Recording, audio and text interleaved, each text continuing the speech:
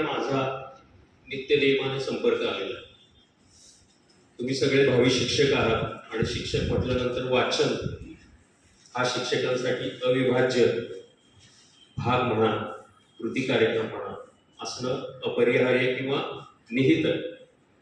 त्यामुळे वाचनाविषयी नवीन मी काय सांगावं, पण आज महाराष्ट्र शासनाला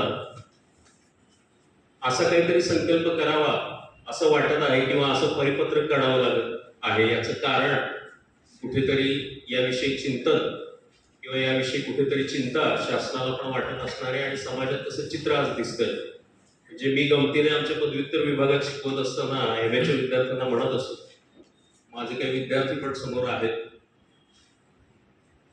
की तुम्ही जितके व्हॉट्सअपच्या, फेसबुकच्या, इंस्टाग्रामच्या पोस्ट वाचता तितकं जरी दररोज वाचलं अभ्यासाचं किंवा अभ्यासाच्या व्यतिरिक्त अवांतर वाचन जरी इतकं केलं तरी आजच्या काळात भरपूर आहे. कारण मुलांना वाचायला वेळच नाही. आणि गमतीने मी असं पण म्हणतो की येणाऱ्या 50 वर्षांनी 100 वर्षांनी माहीत नाही, जसं म्युझियममध्ये जुन्या वस्तू ठेवल्या जातात, पुरातन वस्तू, तसं पुस्तक ठेवावं लागेल आणि लोक म्हणतील किंवा तो क्युरेटर सांगेल येणाऱ्या सगळ्या प्रदर्शनाला भेट देणाऱ्या लोकांना, याला पुस्तक असं म्हणतात, हे वाचलं जायचं, यातून ज्ञान ग्रहण केलं जायचं, ज्ञानार्जन केलं जायचं आणि हे लोक खूप आवडीने वाचायचे.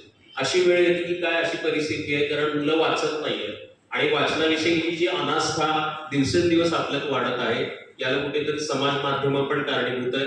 आणि हा काळ जो आहे तो संमिश्र असा काळ आहे आणि या काळाचा परिपाक म्हणूया, काळाचा परिणाम म्हणूया वाचनावरती